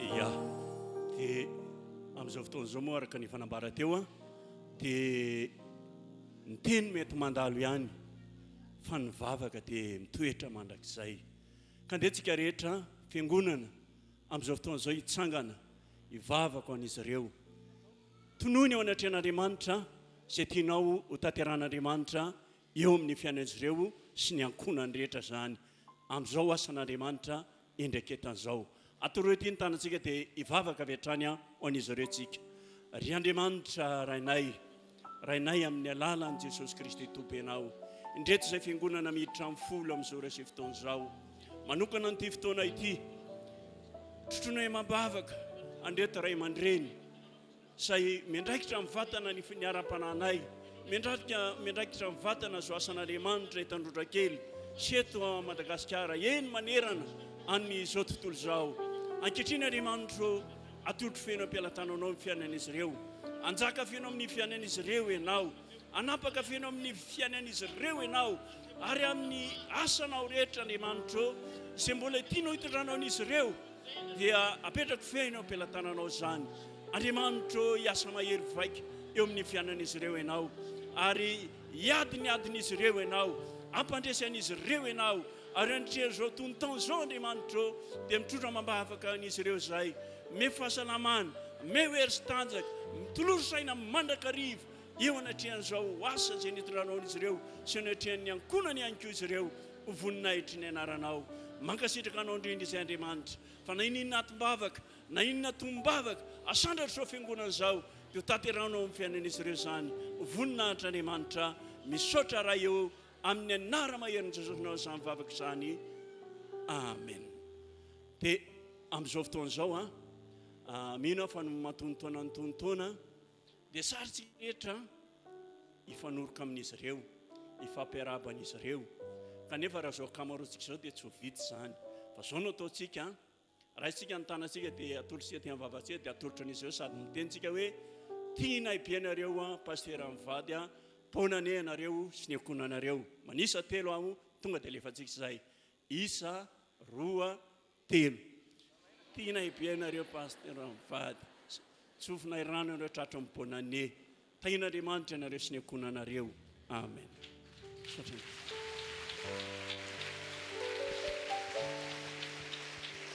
eny tompoko mandray fitenenana moa zany ny tenako misolo tenana mivady misolo tenana menakavy manoloana zao fahasoavana lehibe nomen'Andriamanitra antsika izao dia ny nahatratrara antsika ny taona 420 dia mijoro eto izahay misaotra anareo fiangonana izay naneo fitiavana lehibe anay ka niarabanay sy ny rarosoanay no zao isika natratra ny taona 420 izao ary mbola nanolotra fanomezana vola mikarena izay vokatry ny fonareo ianareo ho anay mivady ho anay menakavy ary akoatran'izany mbola nivavaka ianareo teo ary ho amanokana ho anay mivady dia noraisinay tamin'ny fona rehetra izany vavaka nataonareo zany ny valim-bavaka raha ny marimarina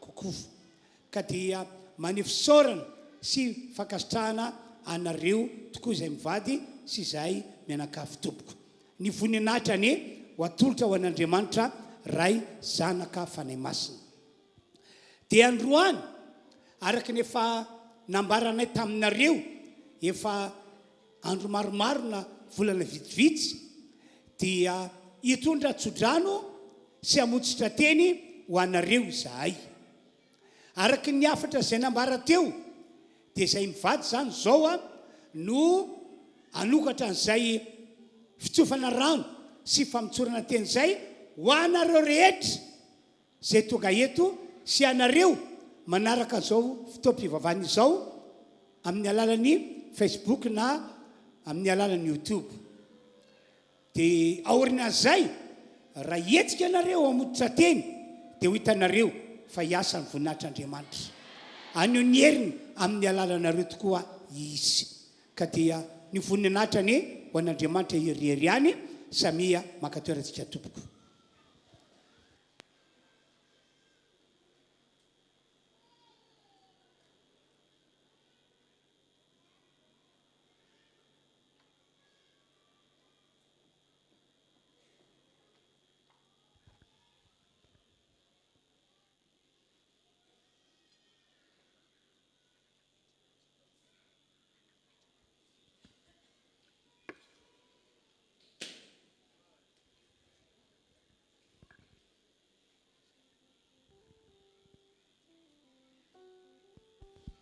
tsodrano misa fito noetiko any ara-fiagonana amin'ity andro anio ity. Aujourd'hui, je vais prononcer cette bénédiction pour vous, chère Église. Hoy ny baiboly ny tsodrano meny rainao dia mihoatra no zava-tsondro eo tendrombohitra fagola sy zava-tsondro eo avoana tranaina ho ataon'Andriamanitra amin'izao fiagonana izao anie izany. La Bible dit, la bénédiction de ton Père est bien plus que les belles choses des montagnes anciennes et les collines éternelles. Que Dieu accomplisse cela à cette Église. Hoy ny baiboly omeko lanjany ny tsodrano'ireo mpanompoko ary ataoko tanteraka ny fikasandreo irako ho araka izany tokoa anie ny fiainana fiangonana amin'izao taona 2024 izao. La Bible dit, j'honorerai les bénédictions de mes serviteurs et j'accomplirai les visions de mes messagers. Puisse la vie de l'Église être ainsi en cette année 2026. Tsofoko rano sy avotsotro anareo zao teny izao. Alors je bénis et relâche ces mots pour vous. Voalohany ho tonga amin'izao fiangonana izao anie ny famangin'Andriamanitra ka ho lasa fiangonana mahery sy mafana ho an'ny tompo ianareo. Premièrement, que notre Dieu visite cette Église afin que vous deveniez une Église forte et fervente pour le Seigneur.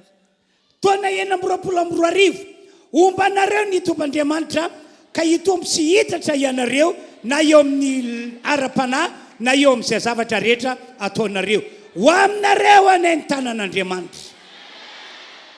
Année 2026, que le Seigneur Dieu soit avec vous et vous fait grandir et prospérer spirituellement et dans tout ce que vous entreprendrez.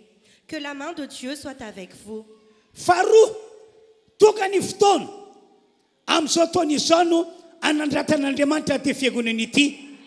Ny tanan'Andriamanitra no hitondranareo amin'izany ka ho tanteraka tokoa ilay faminaniana nety ny Isaiah-mpaminany manao hoe ny tendrombohitra misy ny trano Jehova dia orina eo an-tapon-tendrombohitra ary asandratra ho avo noho ny avoana izy.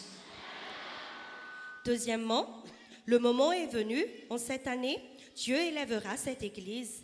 C'est par la main de Dieu que vous accéderez à cela, ainsi que s'accomplisse la prophète apportée par le prophète Ésaïe, qui dit que la montagne de la maison de l'Éternel sera établie sur le sommet des montagnes et sera élevée au-dessus des collines. Ho fahazavana sy ho fanasa ary amin'izay rehetra misy anao rehetra anie ianao ry fiangonana ary njety lisa rehetra hitanjozotra anatonanao. Église, puisses-tu être lumière et sel dans tout ce qui t'entoure et toutes les nations y afflueront. Anandritranao tokoa ny tompo Andriamanitra amin'izao taona 2024 izao ka ho ataony lehibe ny ataonao rehetra ary ho lasa fitahiana ho an'ny hafa ianao. Dieu t'élèvera au plus haut cette année 2026 et qu'il magnifie toutes vos œuvres et que vous deveniez une bénédiction pour votre entourage. Asa matahotra, asa manahy fa efa natao ho toam-pahasoavana ho anao ity taona ity. N'aie pas peur, ne doute point, car pour toi cette année est destinée à être une année de grâce. Mitotra tsodrano anareo aho ho tonga amin'ilay efa nomanin'Andriamanitra ho anareo ianareo amin'ity taona ity. Je proclame que cette année, tout ce que Dieu a prévu pour vous s'accomplira. Ho atompok'Andriamanitra androany anie izany rehetra izany. Dieu va entamer tout cela dès aujourd'hui. Fahatelo, akasitraka ny fahalorantenanao isan'andro anie ny tompo ka hitany ny ataonao rehetra izy mandritra izao taona izao. Troisièmement, que le Seigneur reconnaisse votre dévotion quotidienne et vous bénisse tout au long de l'année. Zanany ianao, olony ianao, sarobidy amin'Andriamanitra ray ianao. Tu es son enfant, son peuple. Tu es valeureux aux yeux de Dieu, le Père. Noho izany, aza matahotra an'ireo zavatra ratsy sy loza iseho amin'ity taona ity ianao. Ombanao mandrakariva ny tompo ary hitadana ny tanao kavanana izy ka ho mpandresy mandavataona ianao. Par conséquent, n'aie pas peur du mal et du danger qui surviendront cette année, car le Seigneur sera toujours avec vous et vous tiendra par la main droite et vous serez victorieux au fil de l'année. Faefatra, noho ny fahasoavan'Andriamanitra ho tahina soambinina am'izay rehetra ataonao ane ianao tahaka ny anambinana fanahinao ane no anambinana anao ihany koa. Quatrièmement, par la grâce de Dieu, tout ce que tu entreprends sera béni et fructueux. Puissiez-vous prospérer tel votre âme prospère. Hita zay mitayanao tokoa ny tompo ary anosina zay manosina anao izy. Tsy isy ho tanteraka amin'izao fiangonana izao reo fitahiana lehibe zay efa nambaran'Andriamanitra tamin'ny Abrahama sy ny zanany. Le Seigneur bénira ceux qui vous bénissent et maudira ceux qui vous maudissent. Ainsi, toutes les bénédictions que Dieu a prononcées pour Abraham et sa descendance s'accompliront dans votre vie, chère Église. Utahina tokoa ianao raha miditra, utahina ianao raha mivoaka, utahina ny nateraka kibonao rehetra, utahina ny asa tananao, ary ho ataon'Andriamanitra mety sy ho lavrary avokoa ny lalakalianao rehetra. Efa tanteraka aminareo androany zany. Tu seras béni en entrant et tu seras béni en sortant. Le fruit de tes entrailles sera béni. Tout ce que vous faites sera béni. Dieu aplanira toutes vos voies et les parfera. Cela est déjà accompli sur vous aujourd'hui même. Fadimy, finoana no andehanantsika. Tsofoko rano sy amin'ny tsorako teny ianareo fa hatsangan-javatra avokoa ianareo rehetra amin'ny tetony ity. Amen, amen, amen. Cinquièmement, nous marchons par la foi. Alors je vous bénis et déclare que chacun de vous réussira à bâtir quelque chose cette année. Amen, amen, amen. Urava tsy hoe eo aminao ntsony reo sakatsakana nisy tany aloha. Amen, amen, amen. Que tous les barrières présentes auparavant seront détruites. Amen, amen, amen. Ho tanteran'Andriamanitra rainy Jesosy Kristy sady rainao ho eo aminao le teny nampitondrainy ny mpanompony Isaia. Hoy izy, androso eo lohanao aho ry fiangonana ary andravina amin'ny kitoataona rehetra sy anoritoro ny varavarany varahina ary anapatapaka ny divy. Amen, amen, amen. Dieu, Père de Jésus et notre Père concrétisera la parole apportée par son serviteur Ésaïe. Il dit: je marcherai moi-même devant toi, chère Église, et j'aplanirai les pentes. Je mettrai en pièces les portes en bronze et je briserai les verrous en fer. Amen, amen, amen. Taona enina amby roapolo amby roa arivo efa rava ny sakana, efa rava ny sakana, efa rava ny sakana. Hoy ny tompo aminao androany, omeko anao ny rakitra ao amin'ny maisina sy ny rena na fiainao mangingina mba ahafantaranao fa zao no Jehova zay miatso anao amin'ny anarako dia anty Andriamanitra fiangonana refy. Amen, amen, amen. Année 2026, les barrières sont tombées, les obstacles sont franchis et les barrages sont détruits. Le Seigneur vous dit aujourd'hui: je te donnerai les trésors des ténèbres et les richesses des lieux cachés, afin que tu saches que moi, l'Éternel, qui t'ai appelé par ton nom, je suis le Dieu de l'Église Réfi. Amen, amen, amen. Fahen, ambarako ampasena ihany koa fataona tsara ho antsika ty taona ity. Sixièmement, je déclare avec assurance que cette année est une merveilleuse année pour nous. Anova fijerinao sy ny fisainanao ane ny fanan'Andriamanitra ka ahita sahady ireo zavatsoa zay tsy mbola hitanao hatramin'izay ianao ka ho raisinao. Que le Saint-Esprit de Dieu change ta vision et ta façon de penser afin que tu aperçois dès à présent les bienfaits que tu n'as jamais vus auparavant et que tu les reçoives. Ho afan'Andriamanitra ianao, ho afan'Andriamanitra ianareo, ary ho afan'Andriamanitra zao fiangonana izao. Noho izany, aza matahotra ny olana sedraina ianao.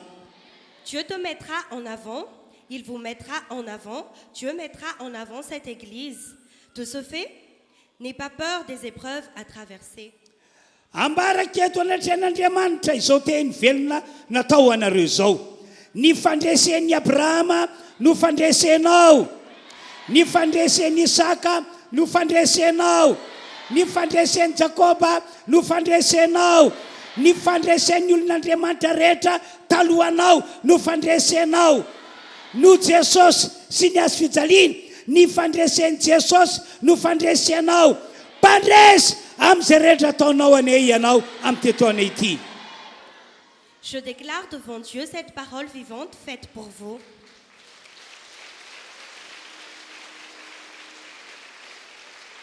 Que la victoire d'Abraham soit ta victoire. Que la victoire d'Isaac soit ta victoire. Que la victoire de Jacob soit ta victoire. Que la victoire de toutes les personnes de Dieu avant toi soit ta victoire. Et par Jésus et sa croix, sa victoire est ta victoire. Tu seras victorieux dans tout ce que tu entreprends durant cette année. Fafito, sabatra raha samy fiangonana ianareo. Sabatra ianareo satria nasain'ny tompoandriamanitra hitotratsodrano sy hamosotra teny ho anareo ny mpanompony tamin'ity andro androany ity. Teny sy tsodrano ho tanteran'Andriamanitra aminareo mandry ity taona 2024 ity izany. Heureux parmi tant d'autres es-tu, chère Église, car en tant que serviteur de Dieu, le Seigneur m'a incité à vous bénir et à relâcher de bonnes paroles en ce jour. Paroles et bénédictions que Dieu exaucera durant toute l'année 2026. Anomesan'Andriamanitra anao ane ny andron'ny lanitra sy ny tsiron'ny tany. Antananarivo faefatra volana janoary taona 2024 apôtre Adolphe sy Daniel randry any Avravelona.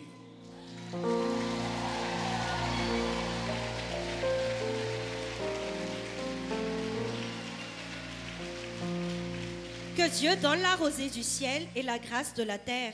Antananarive, le 4 janvier 2026, apôtre Adolphe et Daniel randry any Avravelona. Apetra ho fonao tananao te andao hivavaka hiaraka sotran'Andriamanitra isika no izay tsodrano natao zay. Mettez votre main au niveau de votre cœur, car on va prier afin que la bénédiction prononcée tout à l'heure soit exaucée par le Seigneur Dieu. Ry Andriamanitra ranay izay ny an-danitro. Notre Père qui est aux cieux, sambatra izahay amin'ity androandroany ity. nous sommes vraiment heureux aujourd'hui, Satria nahazo tsodrano avy amin'ny mpanomponao. car nous avons reçu la bénédiction venant de ton serviteur. Afatra avy any aminao zany tsodrano zany. C'est un message venant de toi Asainao ho ambaran'ny mpanomponao. que tu as dit à ton serviteur de prononcer. Mamindra fo amin'ny rehetra toka eto ianao. Pardonne-nous, Tena mamindra fo ianao raha eo. pardonne chacun de nous, Père, Ka ny tsiraray avy aminay dia andray tokoa ny fahataterany tsodrano. afin que chacun de nous reçoive l'exaucement de la bénédiction. Misaotra ray malalo. Merci, Père, bien-aimé. Tsara aminay ianao. Tu es bon envers nous. Tsara ho anay ty taona ity. Cette année est bonne pour nous. Mandray fahasoavana lehibe zahay Nous allons recevoir une grande grâce. amin'ny anaran'i Jesosy. Au nom de Jésus, Amen. Amen. Teka mafan'Andriamanitra isika. Acclamons fort pour Jésus.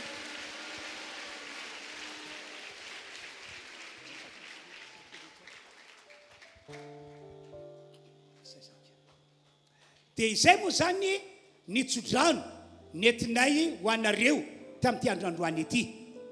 Ary efa nanao vavaka fisaorana isika etsika maneo fa mino an'ilay tsodrano sy ilay tenina vototra isika ary dia noraisika amin'ny finoana zany tsodrano zany. Dia manoloana antsika indray dia mbola misy mofomamy eto. Ary amin'ny alalan'ny mofomamy io izay ho tapahanay no mbola anamafisanay fa ny tsodrano izay nentinay ho anareo teo dia indro fa ho tanteran'Andriamanitra 100 isan-jato eo aminareo. Ho tanteraka amin'izay mino zany ry havanao. Halleluia. Dia angatany isika hitsangana tompoko.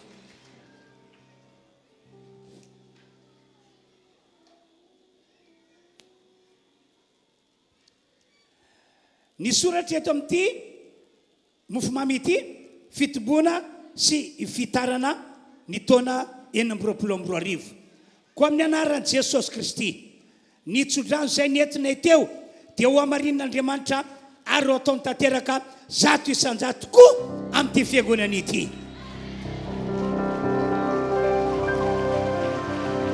Zay rehetra mety ankatana oliteka mafy dia mafy izy.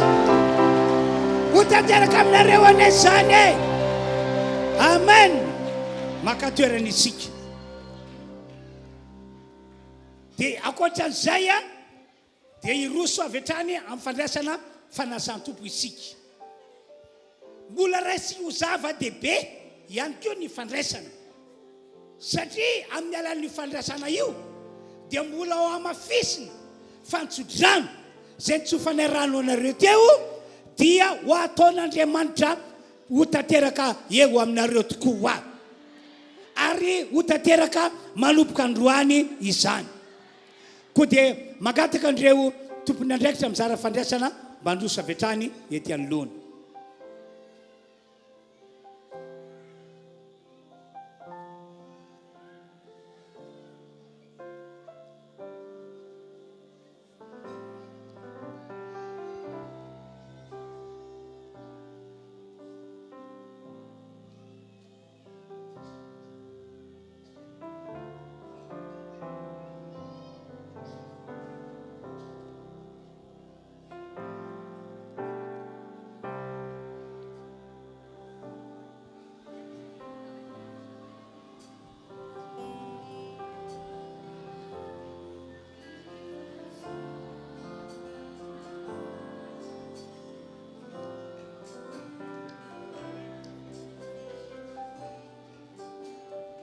Ny fandraisana ny fanasan'ny tompo ry fiangonana rehetra tonga eto dia azavaina aminareo fa tsy hoe fombafomba mpivavahana vao noforonona taty aoriana fa didin'ny tompo tsy maintsy tanterahana mandra-piavin'ny tompo eny amin'ny raolanitra ao anaty fonteny ho avy ny fotoana iseho eny amin'ny raolanitra Jesosy apakatra reo zay azy ka engany isika rehetra tokoa dia anisany ho tafakatra amin'izany fotoana izany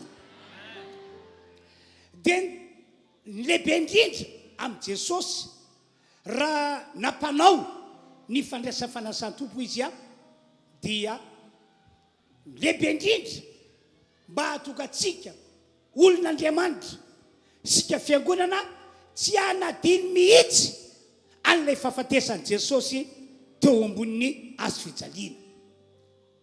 Mifono zava-miafina matsy ny fahafatesan'i Jesosy teo ambonin'ny hazo fijaliana ary anisan'ny zava-miafina nofonosin'ilay fahafatesan'i Jesosy teo ambonin'ny hazo fijaliana dia ity. Tamin'ny alalan'ny fahafatesan'i Jesosy teo ambonin'ny hazo fijaliana no na voaringana sy naharesy ny devoly rehetra amin'ny karazany zay nanjaka teto ambony ty tany ity. Ny Hebreo 2:7 no manambara an'izany tantara izany. Tamin'ny alalan'ny fahafatesan'i Jesosy teo ambony hazo fijaliana ihany koa no nafan'Andriamanitra ray lay nahary an'izao rehetra izao afaka nanatona ny devoly ka naka ankeriny teo an-tanana ny devoly ny fahefana ny fanapahana ary ny hery rehetra zay nentin'ny devoly nanapaka teto ambony ty tany ity sy nitondra olana teto ambony ty tany ity sy teo amintsika zanak'olombelona. Zava-misy matsy raha ny voalaza amin'ny boky Genesis no jerena dia zany fahefana sy fanapahana sy hery mifehy an'izao rehetra izao dia natolotr'Andriamanitra any Adama sy Eva. Fa saiky rehefa voafinga ny devoliny zanak'olombelona nohariany voalohany rehefa lafo ny devoly dia nangalary ny devoly teo an-tanan'ny Adama sy Eva zany fahefana sy fanapahana ary hery izany dia iry zareo indray no lasa manapaka an'ity zao tontolo zao ity. Tantara lavabe izany. Fa rehefa maty teo ambony hazo fijaliana kosa Jesosy dia voalaza amin'ny Baiboly fa nalain'Andriamanitra keriny teo an-tanan'ny devoly ny fahefana ny fanapahana ary ny hery zay nentiny nanapaka an'ity zao tontolo zao ity. Avy eo dia nitondra an'ireo olona zay mino an'i Jesosy manana Jesosy ho amin'ny fandresena mezinesina Andriamanitra taorinan'izay. Ny boky Kolosiana 2:5 no mitantara an'izany teny izany. Anisany zava-miafina finosin'ny fahafatesan'i Jesosy ihany koa dia ity. Tamin'ny alalan'ny fahafatesan'i Jesosy teo ambony hazo fijaliana no nitondrana ny fahotantsika zanak'olombelona rehetra na inona fahotana na inona karazana ota ny ainatsika. Ka amin'izay fotoana izay ny olona izay mino an Jesosy ary mandray an Jesosy dia tsy vitany hoe natsakan'Andriamanitra ho zanak'Andriamanitra fotsiny ihany, fa dia nisy herin'Andriamanitra mietefainy aminy manafaka azy amin'ny fahotana, ka mahatonga le olona izay nino an Jesosy nandray an Jesosy araka volaza amin'ny boky Korintiana 2:5-10 tonga olona vaovao, lasa olona vaovao ny voninahitra eo an'Andriamanitra.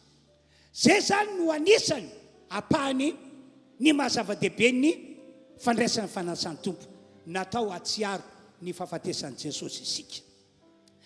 Dia rehefa mivory Jesosy miaraka tamin'ireo mpianatra, dia nalain'i Jesosy ilay mofo, dia niandrandra ny lanitra izy, dia nisaotra ny rainy. Tena nisaotra n'Andriamanitra rainy izy hoe raha io fitiavana lehibe ny efa nitiavanao ny zanak'olombelona, satria izao zanakao tao an-danitra fohinao dia nampidinonao tety ambony tany, ary amin'izao fotoana izao dia omaninao atao sorona, alatsatra ovinonao ambony hazo fijaliana. Lehibe ny fitiavanao, nivavaka tamin'ny rain'i Jesosy ary nisaotra ny ray izy ny amin'izay fitiavana nitiavany antsika zanak'olombelona izay. Vita izay dia novakian'i Jesosy ilay mofo dia nomeny andreo mpianatra, ano ity ny tenako, zao nataovy ho fahatsiarovanahy, zao nataovy ho fahatsiarovanahy. Dia nandray ny kapoaka misy ny divay ihany koa Jesosy, dia mitovany teo mihitsy nisaotra niandrandra ny lanitra izy, dia nisaotra ny ray izy, nisaotra ny ray satria tsapany hoe fitiavana lehibe no nitiavany antsika zanak'olombelona, hoe tena fonao tokoa nomena ho an'ny olombelona izao, ary atolotrao ho atao sorona ho faty alatsatra ambony hazo fijaliana, misaotra ray. Vita izay fisaoran'izay dia nomena andreo mpianatra lay kapoaka misy ny divay, dia hoy izy, sotroinareo ity fa ity no rako izay alatsaka fanavotana ny maro ho famialan-keloka ary ho fampihavanana ny olombelona amin'Andriamanitra. Manarika an'izany isika amin'ity androandroany ity, anatanteraka an'izany.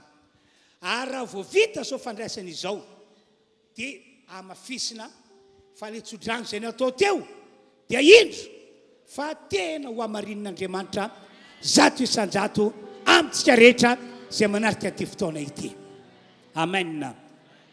Amen. Dia zao ary misy andreto namana reto izaran'ilay mofo sy ny divay eny amintsika, dia tsy mbola manao esika aloha tsika fa tazomy eny an-tanana fa miandry ny toromarika avy ety anoloana. Marihana fa ianareo rehetra toka eto tsofina rano vahana izay mety sakatsakana mitrangana amin'ny sainao sy ny eritreretrao, mahazo mandray fanasan'ny tompo ianareo rehetra tompoko.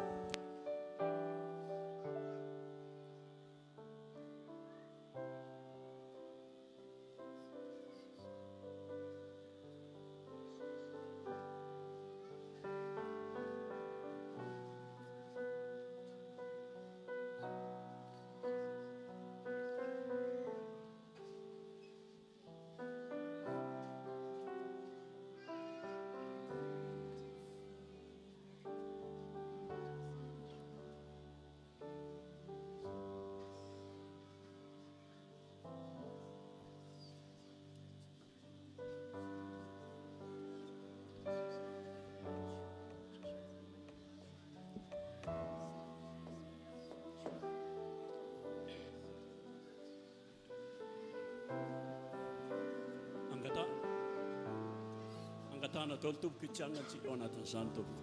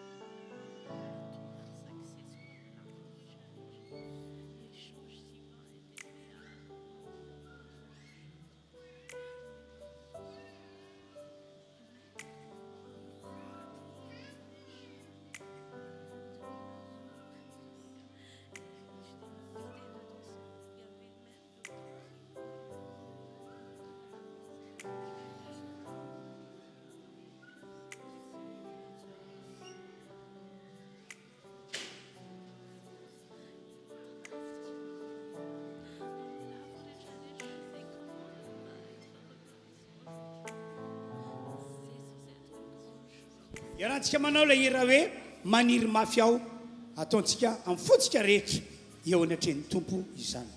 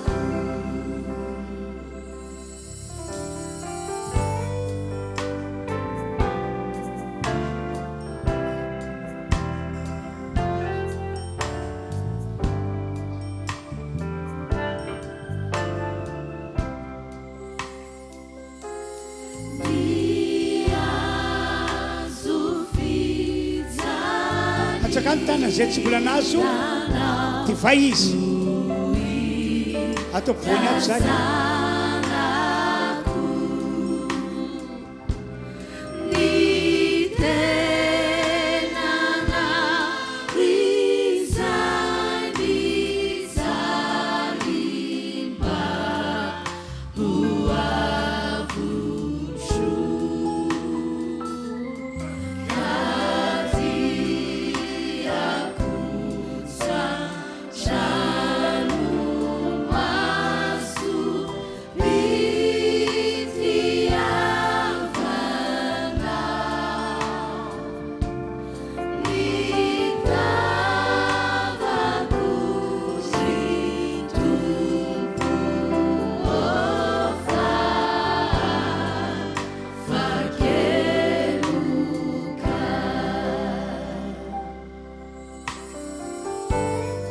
Atsakany any tany zay tsy mbola nazo mba hitan'ireo tompony ary farany arindra farany arina indrindra akavia farany arina akavia.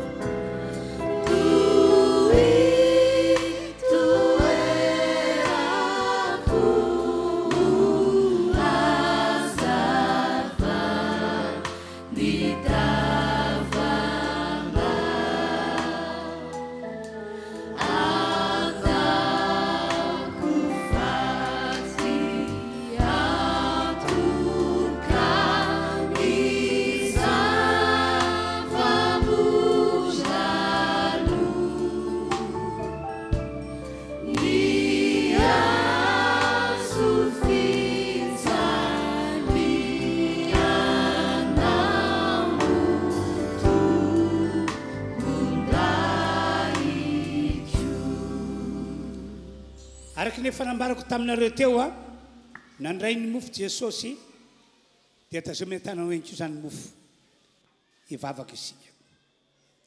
Ranay zay ny an-danitro ndreto izahay manifisaorana sy fakasitrahana anao Andriamanitra tsy tofo rain'i Jesosy Kristy sady rainay. Lehibe tena lehibe ny fitiavanao anay ka nomenao anay tokoa zanako ilay tokana Jesosy no anarany. Natolotra aho ho faty teo ambony hazo fijaliana, maty tondra amin'ny fahotanay, kanefa ihany koa maty entinao mandrigana sy mandresy an'ilay manana niriny fahafatesana dia ny devoly. Zao no ataonay fahatsiarovana an'izany fahafatesanao zany Jesosy.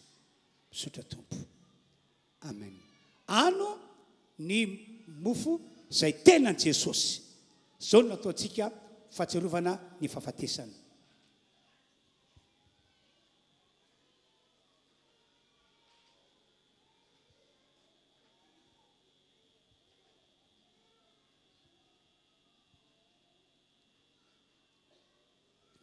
Dia nandrainy kapoaka Jesosy dia nandrandra ny lanitra ary misaotra ny ray. Misaotra ray, mame voninahitra anao zahay. Ny afitiavana lehibe zay fanitiavanao anay. Fa maty ho anay tokoa Jesosy. Nandatoka ny rany izy fa melan-keloka. Ho fampihavanana anay aminao Andriamanitra. No Jesosy vita fihavanana amin'ny Andriamanitra izahay satria vao vela eloka. Na eloka manahoana, eloka manahoana no nataonay teo hatramin'izay vao vely izahay. Olom-baovao ao aminao zahay manomboka androany. Misaotra tompo. Sotroy ny divay, iny no rano Jesosy. Zao nataontsika fahatsiarovana azy. Dia ny fahafatesany teo ambony hazo fijaliana.